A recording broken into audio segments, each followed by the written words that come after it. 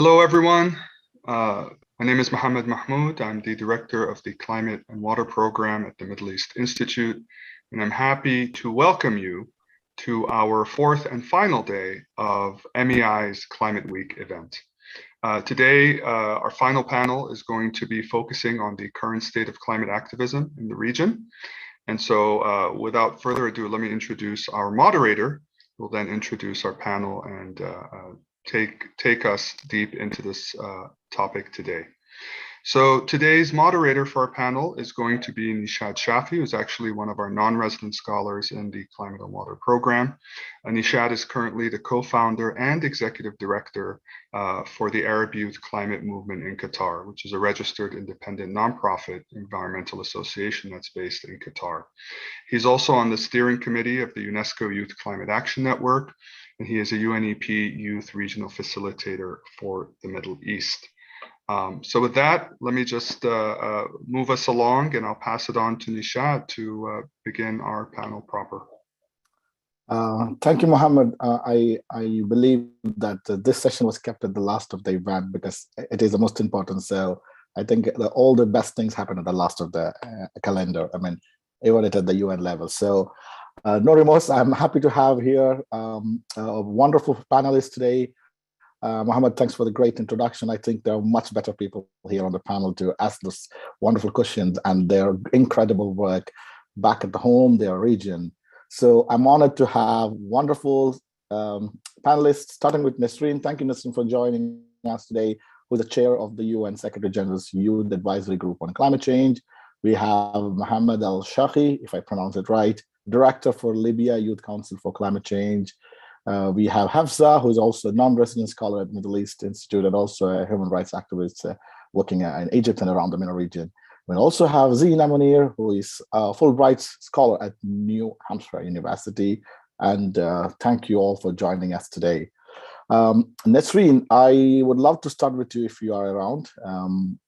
Given the fact you've been quite a leader for youth activism within the region, how do you see the current climate activism in the Middle East?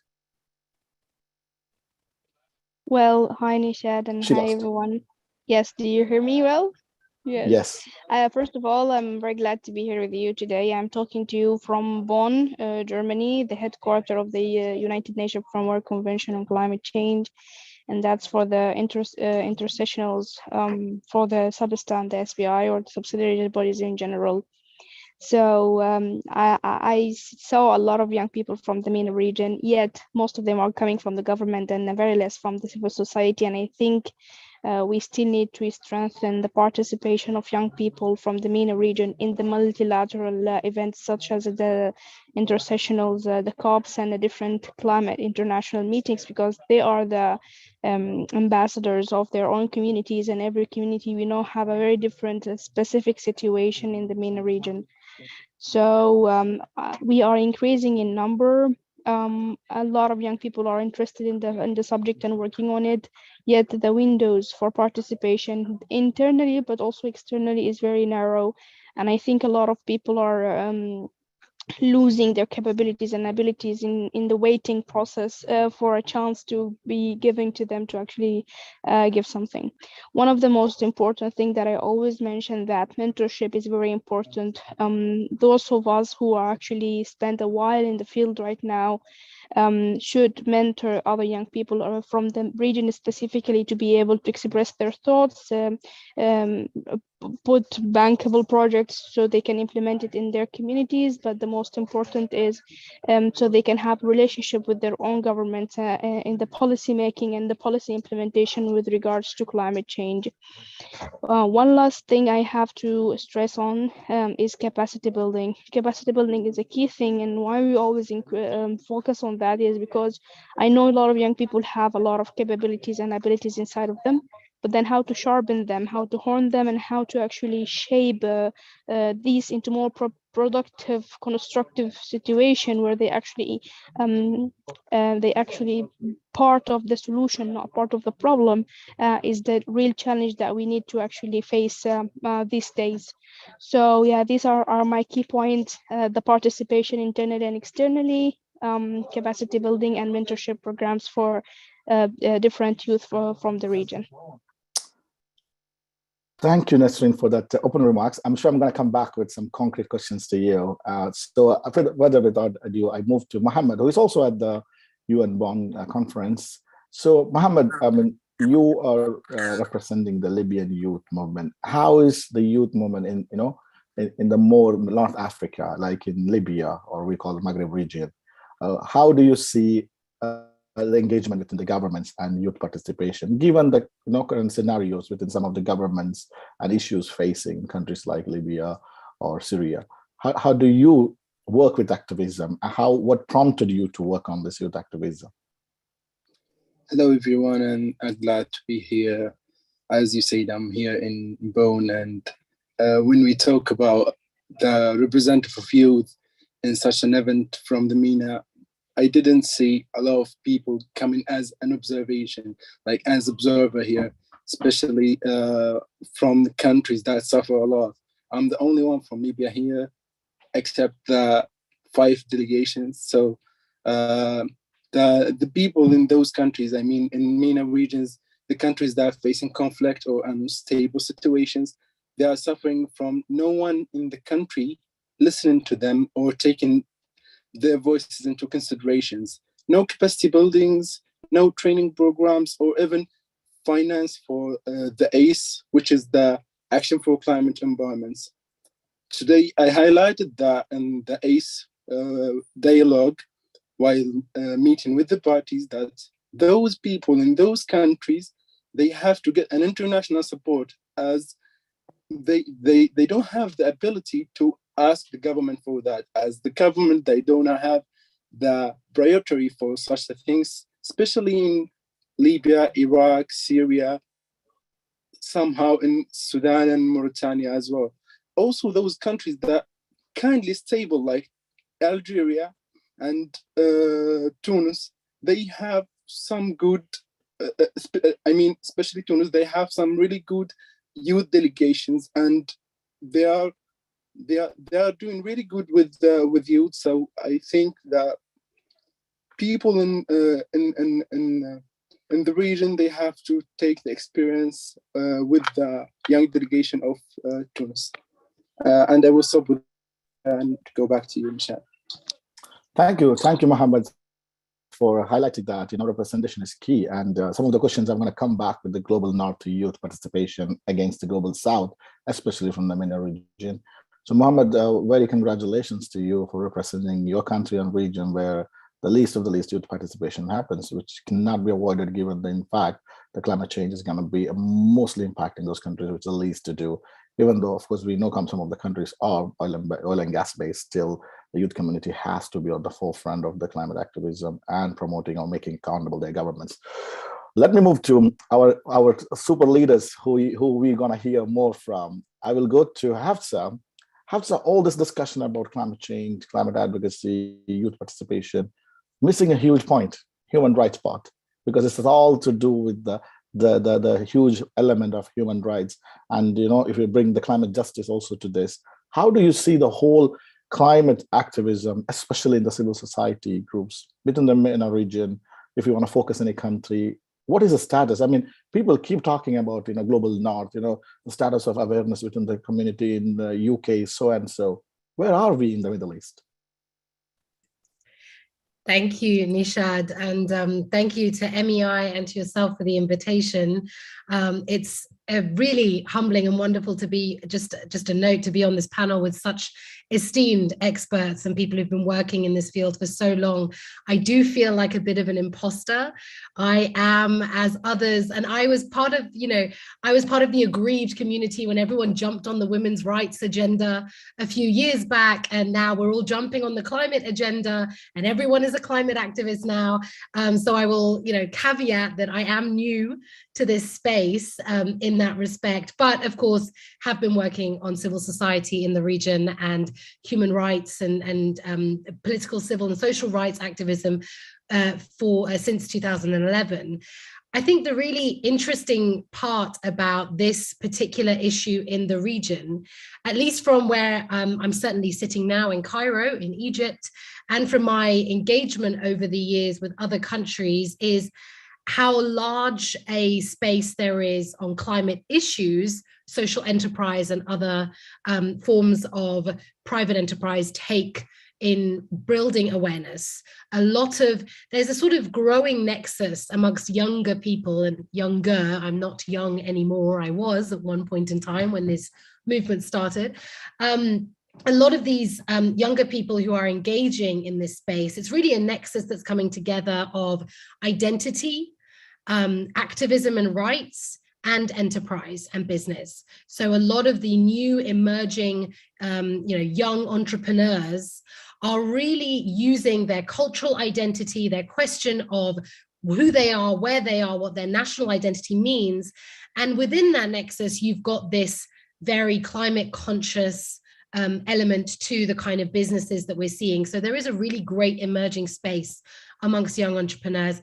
Within the civil society space, it's not that climate activism is absent, is that we're talking about a region that is heavily securitized, be it by conflict directly, so Libya, Syria, Yemen, Iraq, and Iraq's post-conflict landscape now, or securitized by heavy authoritarianism practices in the countries that are quote unquote more stable.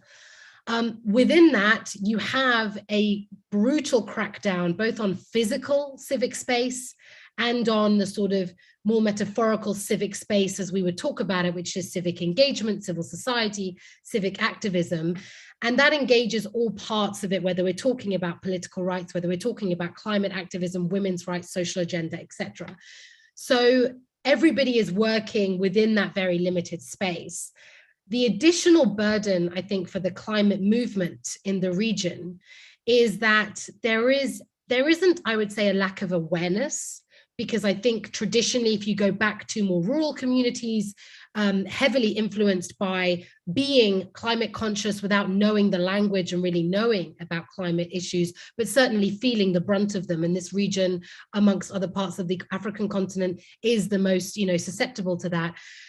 But it's really more about the awareness of what is different forms of climate activism. What is environmentalism versus climate activism? What is climate change policy when we're talking about advising or influencing policymakers? Where do those different, how do we use the language? And that really falls a lot on the media space, our independent journalists, those who we are, our independent lawyers, those who are part of these policy spaces, for which they suffer as much as the rest of the rights community does with the crackdown.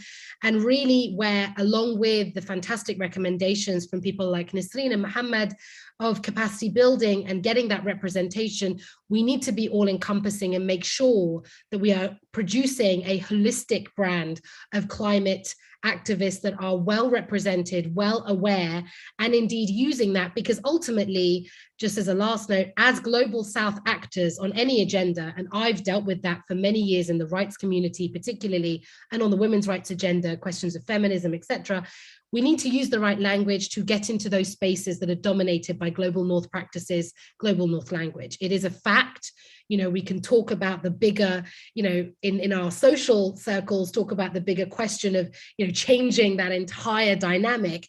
But for now, this is what we're doing. And we have 2 years of real focus on this region and the African continent with COPs in Egypt and the UAE.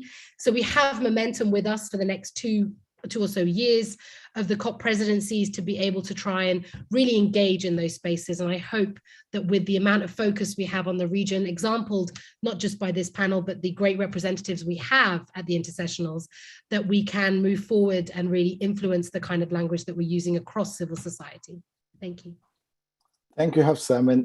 Nobody could have put that in a better way. Starting from the activism, everybody's young to me. As long as you have that urge to make that difference in the community. So in that sense, we are all young here today. So don't worry, Hafsa, you are still with us. So also, I take some of the point from Hafsa to Aziza, Zina. Zina, a couple of things Hafsa mentioned was the youth activism has become the hippie thing now. Unlike many actors who've been there for quite long working on, who might left the space, or given the fact how tight our system are within the region, which 99% time global North doesn't even understand. How do you see young people? Being you following the climate negotiation, being a professor at the university, dealing with students, have you seen this urge comes with urgency rather than, this is more like a hippie thing, which I call in my language, or it's fashionable, Instagrammable, or stuff like that. So, Zena, your remarks on where are we in terms of climate action, where are young community and civil society at this point of time? Zena, you are muted, sorry. Hello, everybody. Thank you, Nishat, for the question. And I'm really pleased and honored being introduced to this wonderful research community and meeting such brilliant researchers. Thank you once more for the invitation. Regarding the environmental activism issue in the MENA region, I guess there is huge transformation in the region, and particularly we can spot a significant turning point in the history of environmental activism in the region. And this happened particularly in the wake of the Arab uprising. I argue that the Arab uprising were not only about toppling down political regime. However, it could be described as green spring in the sense that environmental issues, including climate change, have come to the forefront of the public sphere, and young people and lay citizens have become more and more aware of their environmental rights and more active in pursuing their environmental rights. We can talk about numerous environmental campaigns that took place in the MENA region, including, for example, in Egypt, Egyptians Against Coal, in Algeria, No for Fracking, in Lebanon, we are Use Tank movement, and in Morocco, we have We Are Not Trash movement. All these environmental movements are a reflection of the increasing awareness of the environmental troubles we have in our region. And there are multiple variables that pushed and triggered these environmental movements. First of all, the social media played a key role in providing platform to environmental activists and concerned citizens to voice their needs and their concern about shared grievances. It could say that the social media spurred a type of alternative communication where the people who are usually voiceless and marginalized had the chance to talk about their concern and problems. Also, these movements, environmental movements in the MENA region, are far more significant in their political, social, and culture amplification than it might otherwise appear. I claim that these movements are not a mere calling for a clean environment or a healthy environment. They reflecting the underpinning political, social structures in the region, and also they hit deeply on the current or the prevailing social and environmental injustices in the region, including people that are usually bear the cost of the climate change or the polluted environment, while the wealthy and the large corporations gain the most benefits of larger industries, for example. A third variable about these environmental movements is the significant role of youth in these environmental mobilization, which reflecting their increasing awareness of environmental problem. It also denotes that youth agency and willingness to take an action is not a luxury. It's an urgent and an important role to be played by the young people to address not only environmental, as I mentioned before, environmental controversies in their respective countries, but to contribute to a global dynamic of environmental justice movement. The fourth transformation, or the fourth comment about this environmental movement, is that the consistent pressure of this movement challenges the discourse of the state in the MENA region, where usually economic growth is portrayed as a priority at the expense or at the cost of environmental sustainability and environmental rights. In this regard, by advocating for environmental causes, the environmental activists managed to challenge established power relations and question a lot of the current policies, such as the economic system of corporate capitalism, which is driven by patterns and practices of large-scale capital accumulation and fossil fuel extraction, and its inability to achieve the levels of decarbonization necessary to avoid dangerous environmental impacts, including climate change. So this is my, I hope this answered your question. Thank you, Zina. I mean, you touched upon many aspects of activism, youth, community, the transition. So thank you so much to enlightening us, to bringing up that even the social aspects of why the changes has to be happen, and some of the examples you have mentioned from Lebanon to Tunis to Algeria. Thank you so much for enlightening and at least to showcasing some of these sort of activism are happening on the ground, even though they are not like a hippie thing on the media, which we don't see much of our region, especially it goes to our media also, like Hafsa was mentioning. Also, and media, I would like to add something else, that that different outcomes of these environmental movements should be like a topic for reflection, because they underpin the current political systems and how the state perceive and relate to environmental activists. For example, in some countries, environmental activists, given the tight and the restricted political environment, they are considered as a threat to the government and to the stability of the government. And in other countries, like we can see like successful outcomes of some environmental campaigns, that like what happens in Lebanon, as one of the outcomes of the environmental movement was to establish like a new political party, which is called Beirut Madinati, or Beirut is my city, and this nascent political party managed to run for municipal elections, and although it didn't like achieve a success in the election, however, the emergence of a newly elected or a newly established political party is a kind of a significant outcome of an environmental movement.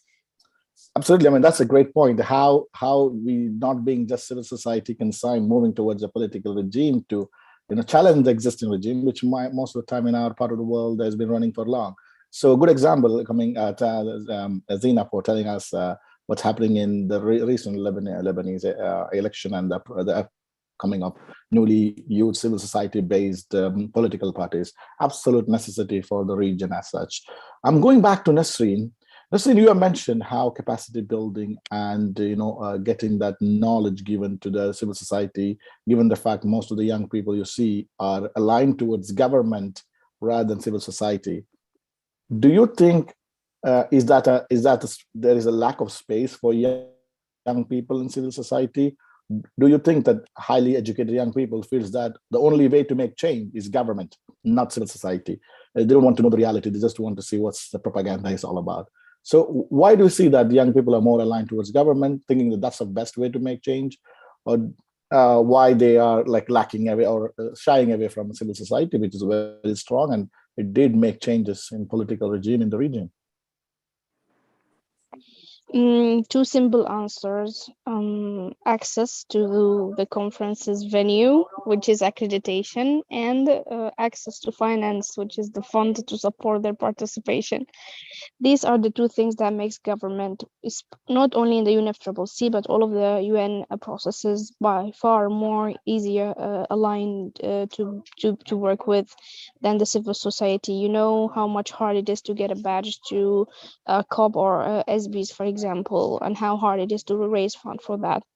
But I think what we need to talk about more is how to actually we make people understand the accumulative part that both civil society and government should play, especially in regards to climate change, because luckily, but also unfortunately, climate change impacts both government and civil society the same, not like other problems. And it means that we should actually have to join our hands as a civil society and as governments to work together to actually reach a point where we reduce the climate impacts to our communities in general. I am saying this is because especially in the MENA region and the global south in general and developing countries, there is no big differences between the ideas of the governments and the ideas of the civil society, especially when it comes to access to finance for adaptation, the need for mitigation of the emission, the different like loss and damage, and different big issues that we discuss here in the climate change field. But what is actually important is the investment. Who's actually ready to invest in young people, to build their capacities, to support them to go to different conferences, to teach them how to actually write bankable projects so they can access another finance, so they can actually implement projects and help their communities. I have been saying this for a while now. I am volunteering my time, my effort, but also all of ideas that we have, not only me, but many other young people, of course, in order to see more investment in young people. Yet nobody is ready to invest. Absolutely, I get your point. I'm sorry to interrupt. I just want to push here. Why is that difficult to get finance for young people from the global south against the global north? Because participation at the conferences, like you said, where we need more dialogues, 70% are young people from global north who are just into the climate thing. Even they will not be able to completely understand what is SB, and they're all there at the SB summit there. I know advocacy is important, but it also has to come with the knowledge and what is at stake for your country, region. That it has to be very, categorically done. It's not just to come and make just noises. Exactly. Right? Yes. So why do you think the simple that answer is for that? Why our youth doesn't get that and they get it? Yeah. For me, the simple answer for that is the transparency process and the governance structure that the other countries have and we don't have in the region. For example, if I want to send a financial support to an NGO in Sudan, it will be very difficult because of the different financial regulation. And in some countries like Egypt, for example, even if you send money in US dollars, you need a special permission to get it out, although the government might know everything, every detail. And it's not only Egypt, but many other countries. Last but not least, also, there is a perception, I don't know where did it come from, that NGOs, especially youth movements in the global north, have more accountability than the ones in the global south. And I think this is very dangerous accusation of corruption of the youth movement in the global south, which is definitely not true. And I think we should change all of this. And there's a lot of studies right now where young people are thinking how to bring philanthropies into funding young people from the global south more effectively than it is right now. Thank you, Nesreen. Good points. Thank you so much for clarifying and also giving that insight. Why are we lacking and what we should know? I'm going back to Mohammed, who's also now in the climate movement, representing Libya and the youth from the MENA region. You have been at the Youth Climate Summit last year in Milan, and you've been studying environment and architecture, if I'm not wrong. Why do you see these discrepancies come from? Have you felt working with the Global North groups because you're part of Youngo?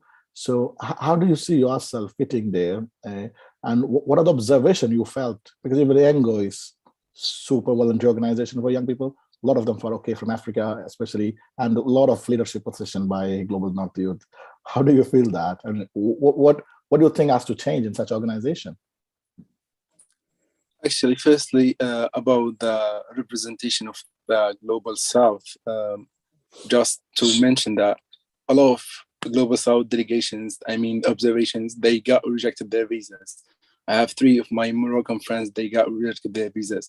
All the African, especially African here in Bonn, they are living already in Europe. No one came directly from their home countries. So this is because of the lack of support from our governments to the youth participations. Our governments, they can give the badge as overflow party, and then this is support for getting visa and these kind of things. And about being in the organizations, yeah, as you said, Youngo. In today's meeting with Youngo, like 70% or almost 75% was from the Global North. And that's what happening every day. This is lack to a lot of things, but our activism is trying to be an activist as he's already from the Global North. When they are speaking about the problems that we face, and they didn't mention the real problem that their government faced. They mentioned just their ambitions and their dreams about having a good world and having an environmental friendly planet. When an activist from the MENA region, especially from the MENA region, advocate for having the energy transition, Yes, we want the energy transition, but when the energy transition happens, we have to find the alternatives for unstable countries and countries in conflicts. So when people saying that and understanding this, they can influence in the right way, and that can lead them to communicate with their governments, because that's will close the gap between governments and activists. And that's what the global north is using right now, using our activists for their nations. Thank you so much. Thank you, Mohammed. It is a reality. I mean, it haven't changed. I mean, I can assure you, it was the same in the past too. So, I mean, there has to be a very holistic change how the youth movement works, and MENA region cannot be a place to bet on to their own ambitions, because I mean, this is what happened when the people sidelined Venisa. People started, we need people from Africa. I keep asking, where is from the Arab world? I mean, we are not far away from our countries affected by climate change than nowhere else in the world. But still, we are white telling about, Libya is suffering. I am talking for Libya. No, we don't want them to speak for Libya. There is Mohammed to take over what's happening in Libya, who lived with it, who's seen it, who knows where his country should go. And energy transition is a very funny thing these days. People think that you just have to do energy transition without giving anything. I mean, it's not like an overnight story. I mean, these are the problems with the global north. Like Mohammed, I'm very, very glad you mentioned thing that when a young person from the global north will just make some noise, they become an activist. This is the profound thing. And the countries are very supportive of those movements because they are super liberal, civil society oriented gimmicks, I call it. But when it comes to our part of the world, same government does not let our youth to go to their country to attend summits. Super double standards. Because it's not just our government that has to allow to, it's the embassy who provides the visas, who has the funds even to fund you if you look into their yearly budgets of the embassy to run the initiatives or programs. So there are too many things which has to be, and I hope those countries and embassies support our young people within the region. Many does, and I hope that it gets more often, reach out to the right and the one who really deserve it. I am thank you for that. I'm right to jumping into Hafsa. We have been talking about activism, civil society, young men and women. Where are our women? Where do you see the women in the climate movement? You know, I'm really glad you asked me that question, because I was like, I had this whole thing prepared about women, which is kind of like my thing. It's been really, really interesting, at least from my perspective. And I granted that it might be a little bit skewed because I naturally work on women's issues, on gender rights and so forth. So I am naturally exposed to more female activists, more activists working in the feminist space.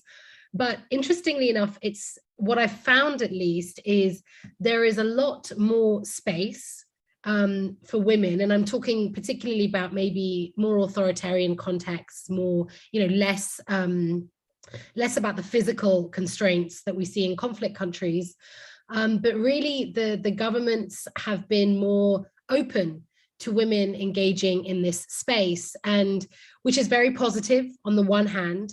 On the other hand, I think the risks that we face with having women engaged and talking a lot about the effects of climate on women, which is a material, its own subject and materially requires particular addressing itself, is that we silo it off from the broader question of women's rights. And part of the risks, generally speaking, with climate activism is that we don't engage with it in a broader rights agenda because it's easier. I completely agree with Nisreen. It's a phenomenon. It's a bit of for civil society, it's a little bit of a difficult situation to be in the climate space, because you are finding regularly that vis-a-vis the COP agendas, engaging with the global north, there is a lot of alignment between where civil society sits and where the governments sit in what they're advocating for on the global climate agenda. What this global south, what the region and the African continent in particular, and I include Africa because so much of the challenges are one and the same for both parts of this part of the global south, is they are aligned and they're one and the same. We need a lot more support from the global north on very similar issues. The problem comes from the fact that women in this space and women in the communities generally that we're talking about as climate affected are starting so far behind male counterparts, and we are not doing enough to really merge both sets of activism on the agenda. Because if we're looking at women from any entry point, we have to start from the basics and the fundamentals. It is legislation, it is role in society, it is all it's personal status, it's all the very basic issues that we're talking about. When we're talking about access to finance, we also need to talk about women in the labor force, women who are able to engage, and that includes a classism question, because more affluent, educated urban women have more access to society than rural women, although traditionally women in rural spaces are predominantly the breadwinners. They are the people who are engaged in those spaces more often. So, and they are leading those households. So we need to do a bit more to engage both issues. I understand where the climate space is coming from, where we are faced with, there's a lot of eyes on this region coming up with not just the intersessionals, but with COP coming and everything. And there is a real inflection point for the rights community and the climate community, whereby how much do we talk about rights abuses, abuse of legislation, security states, and so on, when we are talking about engaging our governments and needing our governments to respond, and they are engaging us. There is growing opportunity that hasn't been there in other spaces if we're talking about political rights, civic rights, more broadly, and social rights. So we are faced with this conundrum of, as a rights actor, of which climate is as much a part of the game as everything else, how much do we, forcefully object or reject government involvement versus the ability to engage on the climate agenda and use that leverage to make it about the broader rights agenda. And I think that we're finding at the moment in these spaces, the civic spaces in the region, a real push-pull, whereby more prominent, well-known rights actors want a lot more focus on certain levels of human rights abuses across the region, be they in conflict spaces or post-conflict or otherwise, whilst the climate space want to focus where there is success to be had, which is the very specifics, the nitty-gritty, the very technical parts of the climate agenda. And I think for us more broadly, women are a great entry point to expand that discussion, but they should not be burdened with carrying the weight of everybody else as well. Thank you. I mean, we are glad we have some of Nasreen taking the burden of being the woman from our region, and she has been quite doing a phenomenal work. I mean, it's like a fight against the rest of the 7 members of her team who are all global north whites. So no offense, I mean, I respect all these organizations. There isn't any issues, but of course, the prominence and the highlight they get against our region, where it is already super tight. Incredible work in their communities are being never noticed. Yes, I have one more question to you. Please go ahead. Yeah, no, I just sort of want to add an element in, because, to build on Nasreen's comments and Mohammed's comments as well. Part of the problem as well that we have in this region when it comes to funding and climate activism is that climate is really, although the global south and this region, we know that, the majority of the world's water distressed countries are in this region. We know the primary effects that will be felt more than anywhere are in this region and in the African continent.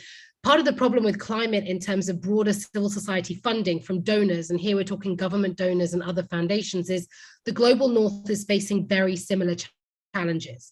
When we look at rights abuses and democracy promotion and these kinds of things, which are the more comfortable traditional spaces where you have a lot of donor money, that is not something up until the last couple of years that developed nations have really struggled with and have to fund their own partners, their own spaces.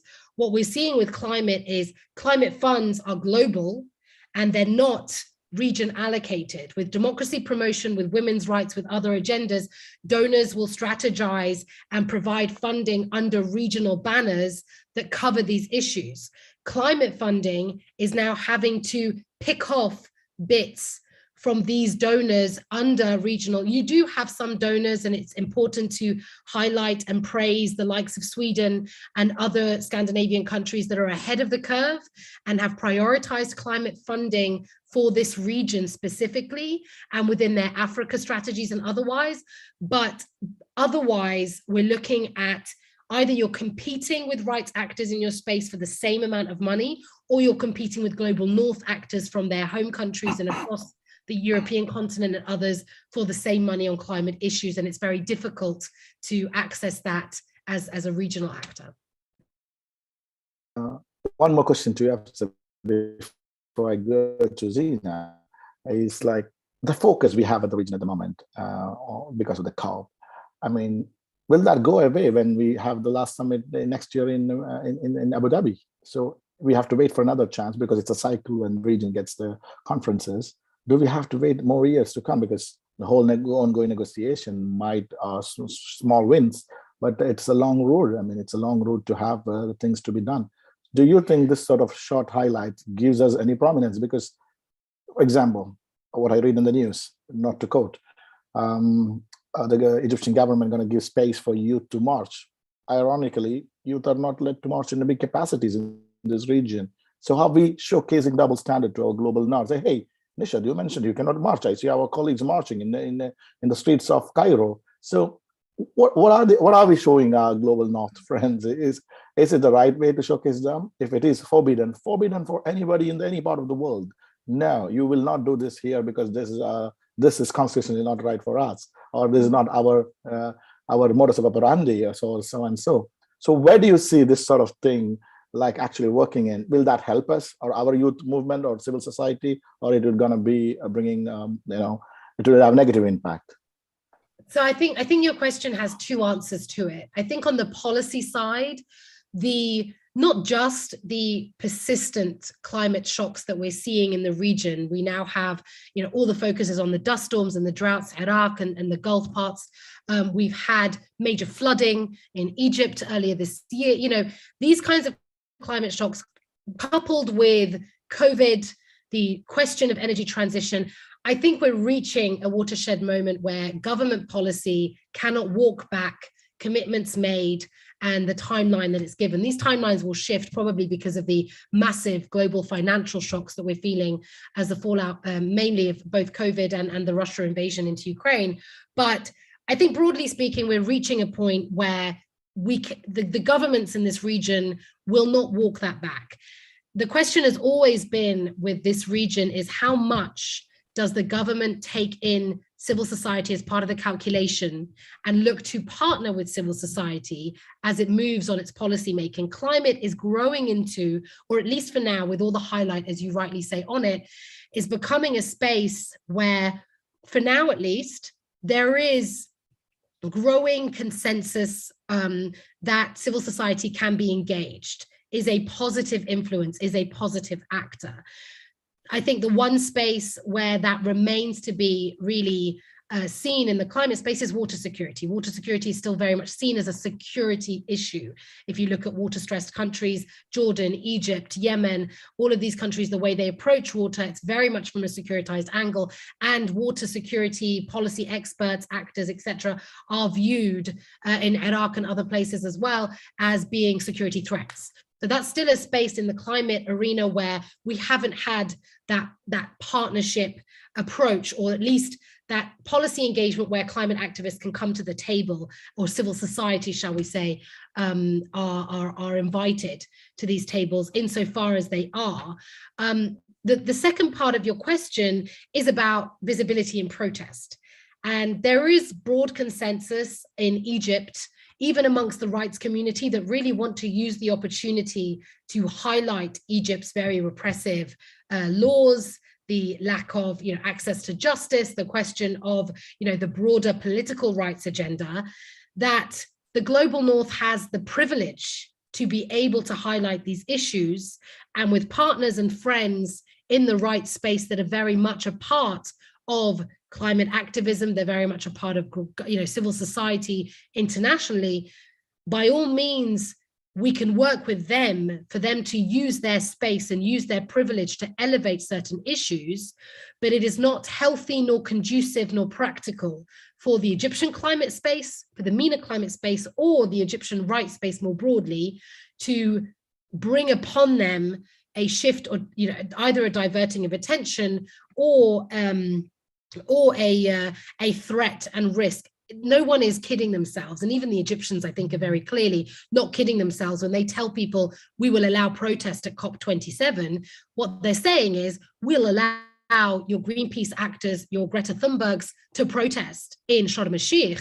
We will not allow Egyptian rights activists to gather and protest about pretrial detainees in Cairo or across the country. It's very limited in scope. And I think we've reached an inflection point where, for the first time, arguably, just to give a couple of specific examples about Egypt, with Egypt specifically, we're reaching an inflection point where finally the red lines are becoming clearer. Part of the problem has been for rights activism across the board with Egypt over the last 8 or 9 years is that really the red lines were not clear. And it was just, people have been picked up and arrested and put in pretrial detention for any array of things, from a Facebook status to liking a statement to a retweet to protesting to whatever. So with the red lines becoming clearer, there is more space to say what can be done and what can't be done. Where can we raise the issue on we have national dialogue now. I'm not trumpeting government directives or proposals. What I'm saying is we have formal spaces to try and push the agenda.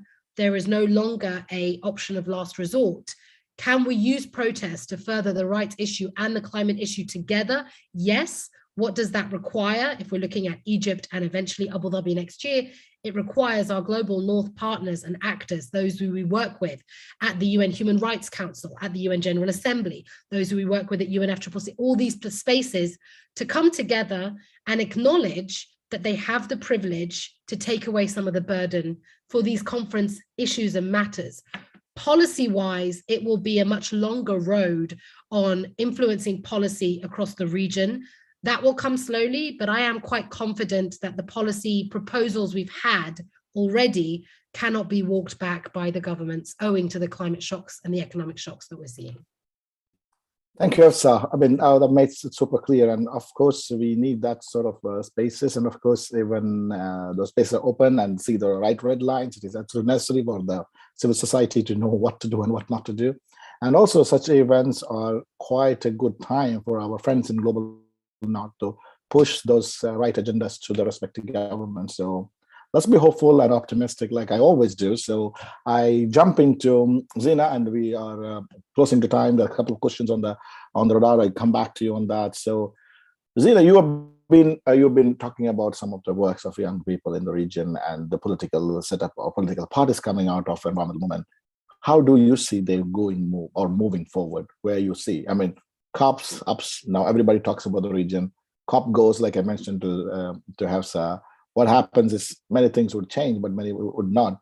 What happens to the movement or the interviews all the BBC and the Sky News are reaching out to the activists in the MENA region? Nishad, can you put in touch with an activist in Libya, in Egypt or Morocco? Is this going to stay for long? Because our youth and our civil society, environmental and climate groups need more media highlight to showcase the issues they're facing, the issues that are very specific to the region, which you may not find sometime in the other part of the world, because within the group or within the box, you have to do many stuff. So do you think at the current phase, things are going to change? Or where you think the change would happen or where it wouldn't happen? Mm-hmm. I guess having COP27 being held in Sharm el-Sheikh like coming November, and being one of the first two coming COP in the MENA region with the COP28 planned for the United Arab Emirates, it could provide the impetus to accelerate climate action and the empowerment of young people in order to advance their agenda.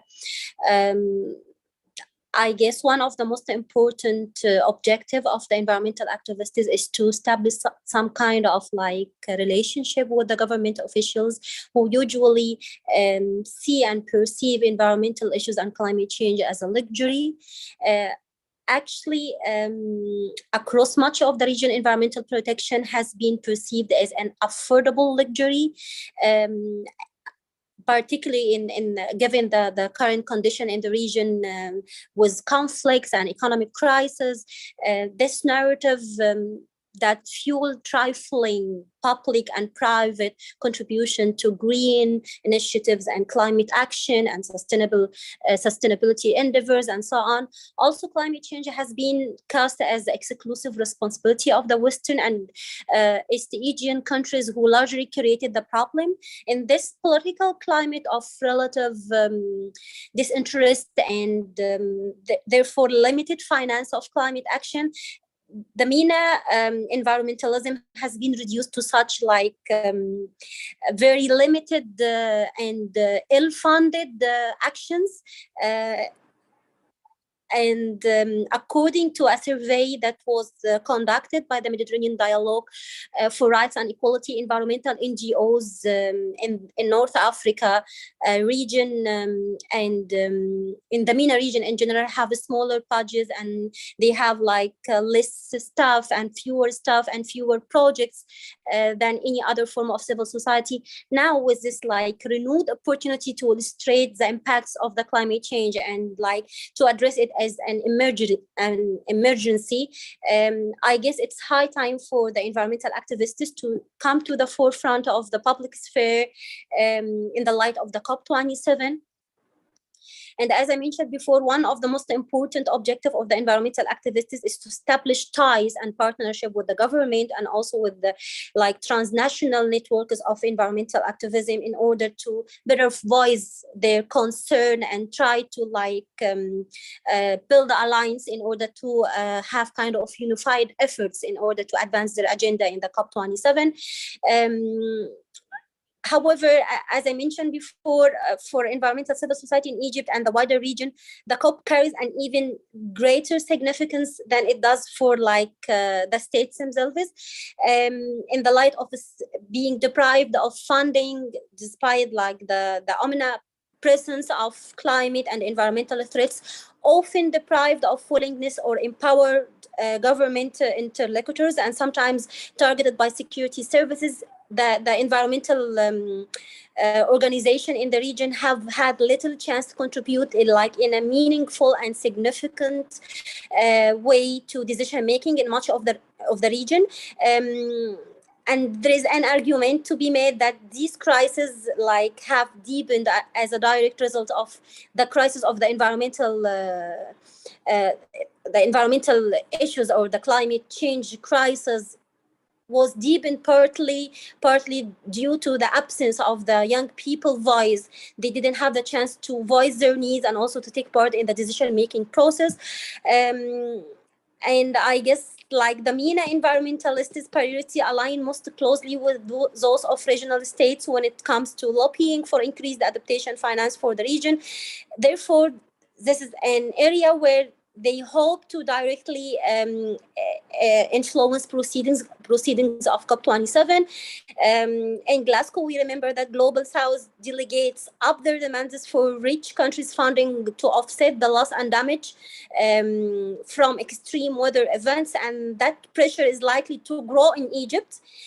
But many states lack both the capacity and, as my colleague Nisreen mentioned, the capacity and the expertise to access or negotiate for funding or evenly fully participate at COP. By advocating on their behalf as well, MENA environmentalists or environmental activists are positioning themselves as to champion climate vulnerable communities at large in the Global South. And I guess it will be a great and promising chance to put climate action on the front line and to exert more pressure on the governments at the international and the global level to provide the necessary capacity building and also finance to counteract climate change.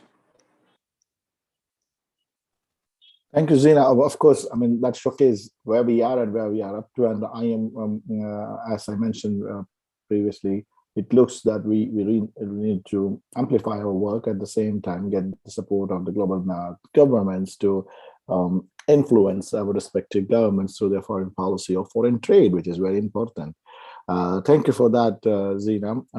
I don't have much time. I would come back to Nasreen. I have a question for you from one of our viewers, and Hafsa did justice by answering and helping us out. So I may just put this question back to you. One of the questions is: are young activists in MENA countries focused more on mitigation or adaptation, or vice versa? So where are we as young people in the region? What are we looking at? It depends actually on the region that you're talking about. If the country is an oil producing country, then of course the consideration of mitigation is very valid. Yet most of the Middle East, specifically Middle East countries, are desert-oriented countries, which means that the impact of climate change to these areas will be also very much devastating. Unfortunately, we are now in many places cursed that we have to work on both mitigation and adaptation. Otherwise, we will not actually make it. But other regions and other countries who are not oil-producing countries, of course, they have to only focus on adaptation and clean development mechanism, because development is a huge question. And until now, all of the development are based on electricity and energy that is actually fossil fuel oriented. So yes, adaptation with the clean development mechanisms, and of course mitigation and adaptation in the oil producing country that have a desert nature. Thank you, Nasreen. Nasreen, my final question to you. Given that your position where you are one of the representatives for our region, what is your ask to the Secretary General's meetings and the UN summits where you attend, not only working on the technicalities, but on to the civil society? What are your call for action? Like you mentioned, what we lack. And how do you make the UN bodies like the UNFCCC or the UN Secretary General's office to push that or navigate or make it easy for our young people from the region in participation, funding, and also capacity building? Yeah, currently my main request is to avoid youth washing. We hear a lot about greenwashing, but unfortunately these days there's a very big movement for youth washing, both from UN agencies and also from member states. And avoiding youth washing is exactly what we are trying to do right now by having not only engagement of young people to diversify the panel, or to add color, or to add a different perspective to the discussion only, but to actually make change and have their participation, not only the existence of a young representative, but actually existence of meaningful engagement that represents the youth voices and the youth views on things, and how we can proceed forward with the climate action, the climate activism. Thank you, Nasreen, and thank you for the answer to the question from Greg. Thank you, Greg, for that great question, and thank you, Nasreen, for answering. Thank you so much, Nasreen, for having you today. I'll just finish off a couple of them, and we will sign off today. So going back to Mohammed. Mohammed, once again, congratulations to you and what you've been doing, representing Libya, given that you're the only one from the civil society. Keep it up, build that momentum within the organization you have. So what is your one advice to similar countries where young people are sidelined, who the countries are in war, or in the national issues making them not able to participate?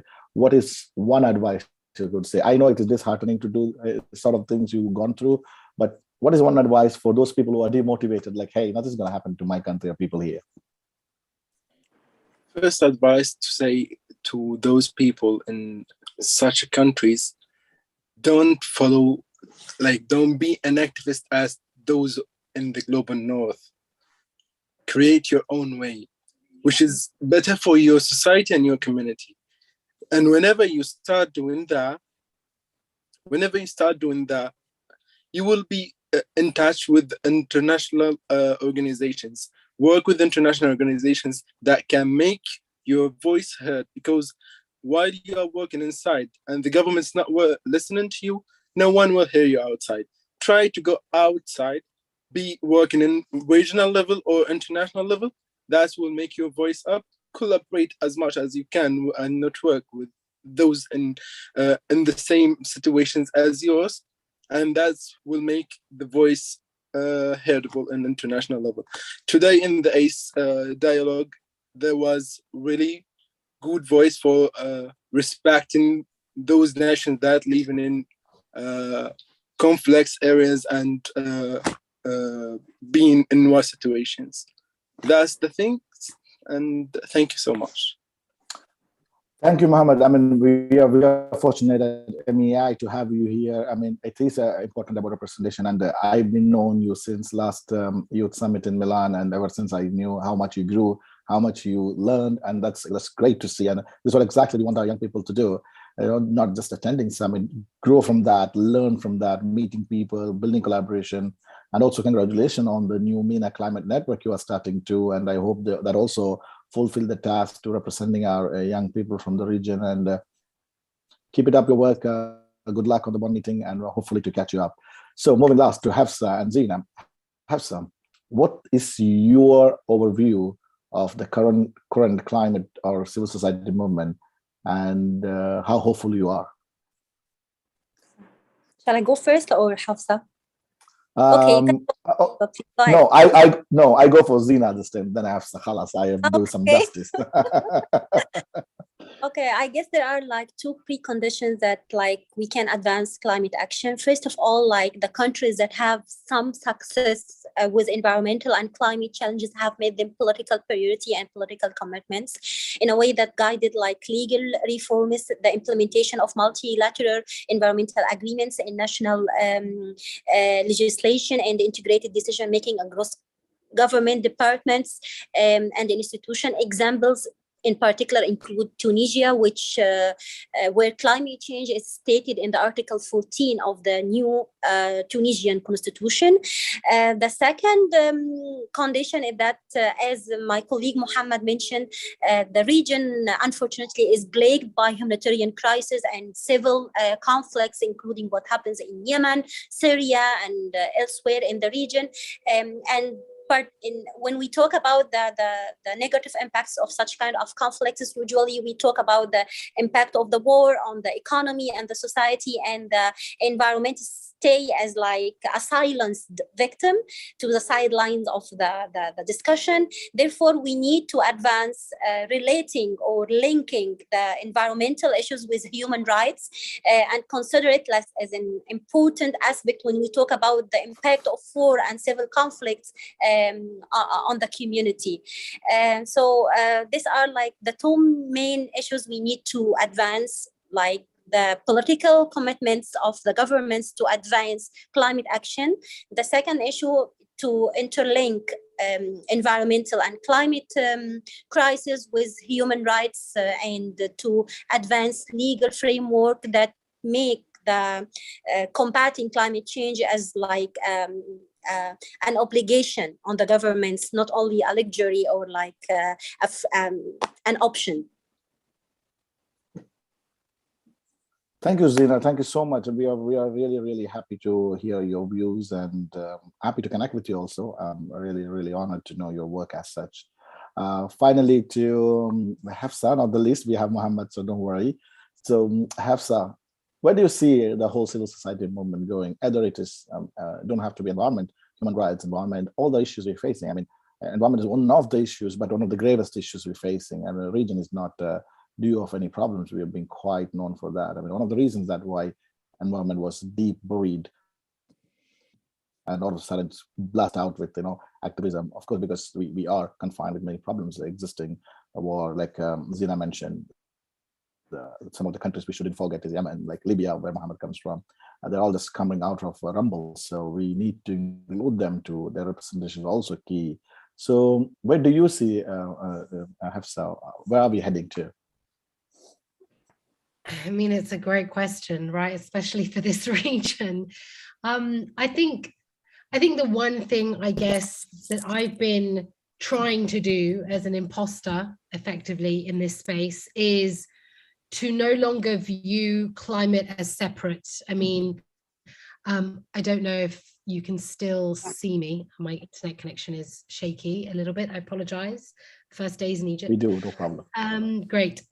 So I remember a long time ago when I was still working, 2015-16, when I was working in the donor space. And we were talking a lot about the brutal crackdown we were seeing in the region, the expansion of conflict, the violence of the conflicts, the level of brutality and destruction that we were seeing in Syria and Iraq at the time, and in Libya and Yemen. And it really became a question about how we change our strategies as donors and look at rights promotion from a climate, is there more success? Will there be more success to look at rights, engagement, inclusion, and funding from a climate perspective? And it's a conversation that I started in the donor space that I was in at the time in 2015. It is sadly a conversation that is still being had today in 2022, and there's been very little progress on what that looks like and how we strategize both as civil society and then from the sort of UN donor governments and other supporters from that space. So the challenges that we have is that, like we saw with the women's rights space a decade ago, that it's the in thing right now. It's where all the money is going. It's where all the focus is. It's where all the attention is. That's on, whether you're talking about government to government support or whether you're talking about civil society support. And after the uprisings in 2011, and this is really a warning to those people maybe working in capitals for governments that are really looking to change their strategies and shift that focus. In 2011, after the start of the Arab uprisings, there was just this outpouring of funding for civil society organizations. And a lot of organizations could not absorb the amount of money and did not have the capacity to reach the types of target risk assessments and audits and all the kind of really boring organizational stuff that we focus on as donors, as UN support, and UN pick their partner organizations and so on, to be able to meet that demand. So you had so much money. And then the wars began in 2013, 14, the spread of ISIS and all these things, and all that money suddenly went away. Although the organizations had spent all that money and a lot of the focus building their capacity to be able to absorb the kind of money that they couldn't absorb in 2011. And then all the language shifted and suddenly it was women's rights. And that's where all the money went. And everyone started looking for women's rights organizations, and feminist spaces looked for women's rights organizations led by women, and so on and so forth. The same cycle happened 5 years later, 2016 onwards. Now we're at the same inflection point, but it's climate. So really, I guess the cycle is going to be repeated unless we, being the international community, we being civil society actors, we being donor organizations, intermediary actors, regional actors, start learning from our mistakes. And that is to target, international community organizations and donors and UN need to start supporting the intermediary regional actor space to be able to be that intermediary space, so we don't keep falling into the same trap, and allowing, therefore, these regional actors to support local civil society in these countries to be able to grow, expand, engage, and have access at their own pace, which then allows for top-down, bottom-up growth, at the same time consistently, so that we come in 10 years' time when these 2030 targets, 2035 targets are starting to be realized or are starting to be challenged if they haven't been realized. And civil society is both coherent enough, strong enough, it hasn't been burdened, targeted, reduced or squeezed to the level where we now have with the right space, where they're simply non-existent. This is about longevity. And if we take the long game, if you're looking at the very top or if you're looking at it from the very bottom, then we can change the course of history of the last 15 years of these movements and take the lessons from the political rights space, the women's rights space, and the civil society space to create a different ending for climate activism, which can therefore hopefully influence the way we progress on other agendas in the region and provide some positive growth and space across the region, I hope. So sorry for the long-winded answer. But thank you, Hafsa. Thank you so much. With that hope, because that's a hope keeps most of the civil society organizations like yours and ours sustained. And that's why many of our young people like Mohammed and Sreen and any other who I forgot their names, but there are too many to be named, more than what we find in Global North, are all working in that hope. So we will stop in that note of a hope, how we will progress as a civil society or collective human beings in this part of the world. So thank you so much for a wonderful panel. I mean, I am deeply taking so much of knowledge from you, Hafsa, Zina, Mohammed, and Nasreen. Thank you, Nasreen, for joining us, and Mohammed from being a busy schedule at the Bonn. And thank you, MEI, giving me the opportunity to be on as a moderator. Hope I did justice, Mohammed. I give the baton back to Mohammed. Thank you all. You were all great. Thank you, Nishad. Wow, what a fantastic panel. I mean, I just thank you really individually, Nasreen, Hafsa, Zaina, Mohammed, for your very, very just valuable insight. And then Nishad, really very well moderated. I mean, from a professional standpoint, I find you all very inspiring in helping move our region forward in the right direction in the space. And from a personal level, you really instill a lot of pride in me for the work that you all are doing. So really just want to make sure I convey that. So with that wonderful final panel brings us to the end of MEI's 2022 Climate Week. Thank you all for participating, those that have logged throughout the week, logged online and watched our panels.